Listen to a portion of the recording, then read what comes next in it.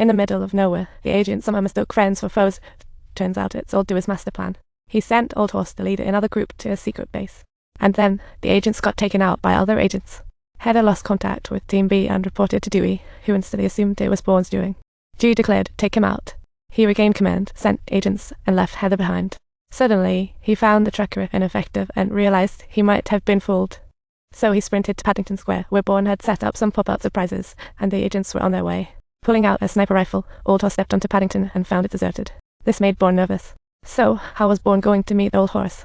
Stay tuned to see how our top agent gracefully escorts Old Horse under the sniper's watchful eye. He first activated the mini-bomb, triggering a fire alarm that screamed, "Surprise delivery."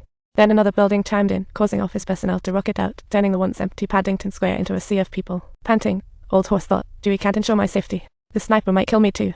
So he immediately retreated. Suddenly, Jason Bourne emerged like a ninja, effortlessly snatching Old Horse from under the scope. That's him, Jason Bourne.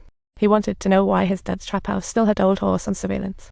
In his ear, Dewey's orders blared, "Don't spill the beans, or else the family's safety is at risk." Bourne shoots Old Horse no time to chat. He dragged Old Horse to the 5th floor and grilled him until he revealed his dad co-founded the trap house. 2 heads better than 1. Forced, Old Horse finally talked. Bourne's dad was the founder, unaware of his selection. After hearing this, Dad was furious and threatened to expose the whole plan. He didn't want Bourne to become a murderer, and the culprit was someone vaguely familiar in Bourne's memory.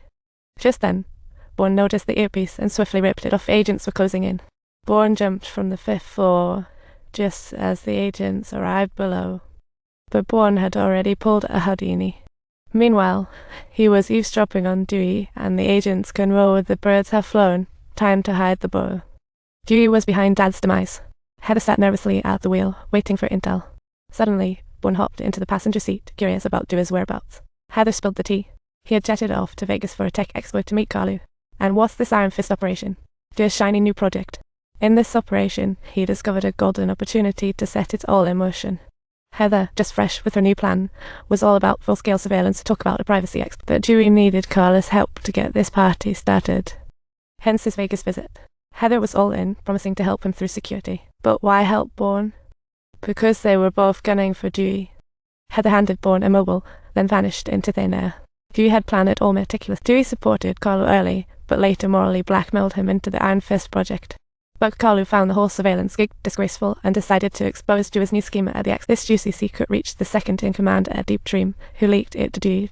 Hence Dewey's plan to take out Carlu at the expo, while putting the Iron Fist project on the back burner. Just before the expo started, Bourne infiltrated, slipped a tracker into Heather's pocket, and agents were hot on their trail. This was the perfect sniper moment. When Dewey saw Heather, he didn't lecture her about London. Instead, it was a learning opportunity.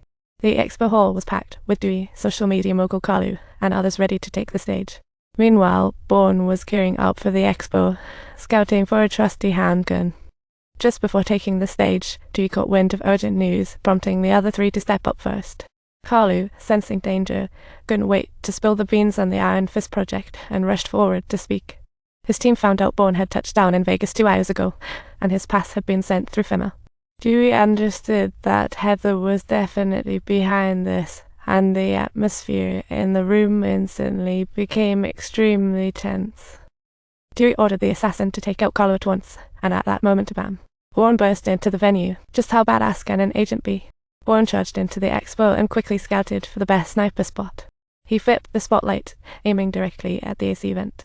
The agent fired, but Mr. Bourne's move was truly spectacular. Bourne was spotted by security, and the chase began. He intended to track Dewey, not escape.